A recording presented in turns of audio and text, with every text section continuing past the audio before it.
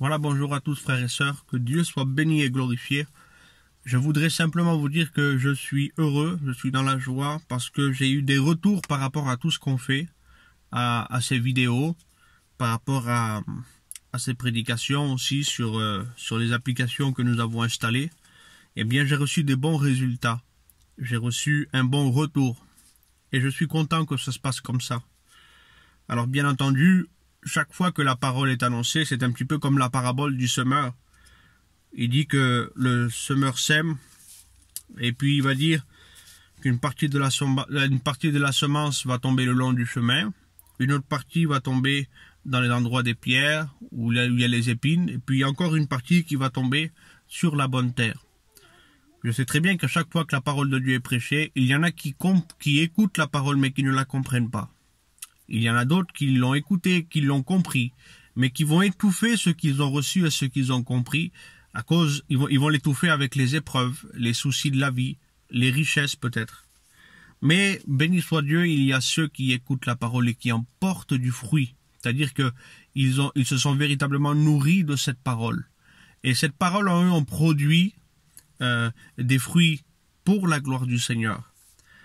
Alors je vais vous lire un texte qui se trouve dans Matthieu 11, 28, qui nous dit comme ça, ce texte que vous connaissez si bien, « Venez à moi, vous tous qui êtes fatigués et chargés, et je vous donnerai du repos. » Il dit ensuite, « Prenez mon joug et recevez mes instructions, car je suis doux et humble de cœur, et vous trouverez le repos pour vos âmes. » Vous avez bien compris, Jésus nous fait une invitation à nous tous qui sommes fatigués et chargés. Parce que lui, il a ce qu'il faut pour nous donner le repos. Donc si vous cherchez du repos, parce que vous êtes fatigué, parce que vous êtes chargé, Jésus, c'est lui qu'il peut vous donner, qu'il peut vous faire don du repos que vous avez besoin. De même qu'un médecin, il pourrait faire passer une annonce en disant « Venez vous tous qui êtes malades, je vais vous ausculter et je vous donnerai le traitement qu'il faut afin que vous soyez guéris. » Seulement, ce n'est pas parce que vous allez chez le médecin, simplement parce que vous avez vu le médecin de vos yeux, que ça y est, vous allez obtenir la guérison. Pour que vous soyez guéri, il faut que le médecin vous regarde, il faut qu'il cherche d'où vient le problème, de quoi vous êtes malade, et puis ensuite il vous donnera une ordonnance. Maintenant, d'une fois que vous avez l'ordonnance entre vos mains, c'est pas suffisant.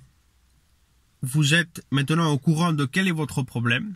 Vous savez quel est le traitement à prendre pour pouvoir être guéri. Et bien maintenant, il vous faut aller à la pharmacie, prendre les médicaments nécessaires et prendre ce traitement tel que le médecin vous l'a demandé. Et alors, vous obtiendrez la guérison. Seulement voilà. Il faut comprendre qu'avec le Seigneur Jésus-Christ, c'est la même chose. Ce n'est pas simplement parce que vous venez à lui.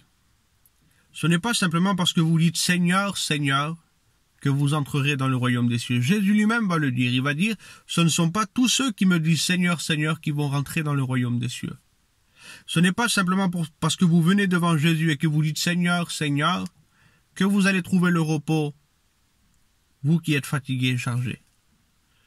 Alors, lorsque Jésus dit « Ce ne sont pas tous ceux qui me disent « Seigneur, Seigneur » qui entreront dans les royaumes des cieux », il continue et il explique comment est-ce qu'on peut être sauvé du coup. Il va dire, ce sont ceux qui font la volonté de mon Père.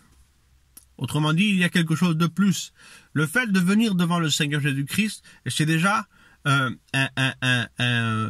bonne décision. C'est déjà le premier pas à faire. Mais vous en êtes qu'à la moitié du parcours. Il y a encore d'autres choses à faire. Et regardez, Jésus lui-même va dire, qui sont ma mère? Qui est mes frères?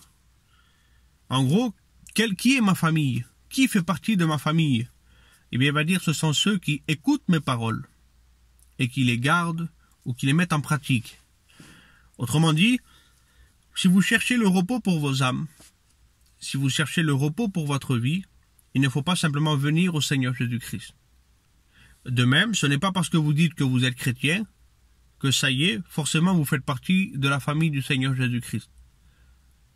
Le fait, la marque qui permet de savoir que vous faites partie de la famille de Dieu, c'est que vous écoutez sa parole et que vous la mettez en pratique, que vous la gardez.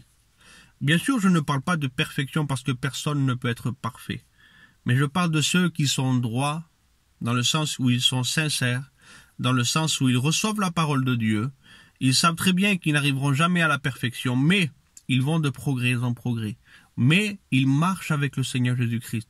Ils annulent pas le commandement de Dieu au profit de leur tradition, par exemple.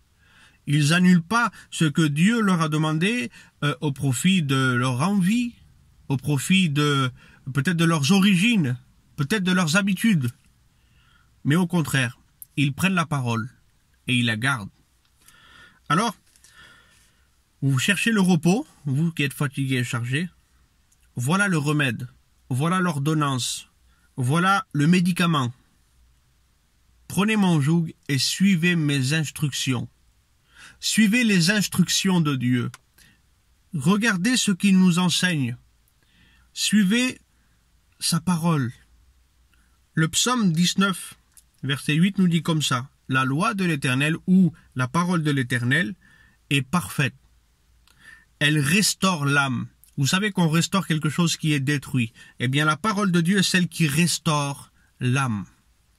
Ce que vous avez besoin, j'aimerais vous le dire, ce n'est pas une amélioration de vie. Ce que vous avez besoin, ce n'est pas quelque chose d'extérieur, c'est quelque chose d'intérieur. C'est pour ça que Jésus va dire, et vous trouverez le repos pour vos âmes. Il est en train de vous dire, en gros, ce que vous cherchez, ce n'est pas en ayant une meilleure vie, ce n'est pas en ayant un meilleur état de santé que vous allez l'obtenir. Ce que vous cherchez, c'est par rapport à votre âme. C'est l'âme qui est détruite et qui a besoin d'être restaurée. Vous pouvez être touché par la maladie tout en ayant la paix à l'intérieur de vous. Vous savez comment? Lorsque vous venez devant le Seigneur Jésus-Christ, que vous suivez vos instructions, que vous soyez en bonne santé, que vous ne le soyez pas, que vous soyez dans une bonne position sociale ou pas, votre âme est dans le repos.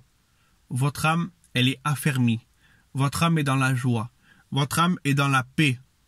Pourquoi? Parce que vous êtes venu devant le Seigneur Jésus-Christ. Vous avez fait la première étape, lui qui est capable de vous donner le repos. Mais ensuite, vous avez reçu ces instructions. Vous les avez appliquées dans votre vie. Vous ne les avez pas, vous n'avez pas annulé ces commandements au profit de ce qui pourrait vous intéresser. Bien au contraire, vous avez renoncé à vous-même. Vous vous êtes chargé de votre croix. Et vous avez suivi le Seigneur Jésus-Christ. Alors, à partir de ce moment-là, nous trouvons le repos pour nos âmes. Regardez ce que dit encore par rapport à la parabole du semeur, ce que je vous ai dit tout à l'heure. Le premier ne le comprend pas. Donc la parole de Dieu ne va pas créer d'effets positifs dans sa vie. Le deuxième comprend la parole, c'est une bonne chose. Il va créer en lui une joie, et merci Seigneur. Mais, même s'il crée une joie à l'intérieur de son cœur, elle ne va pas produire de fruits.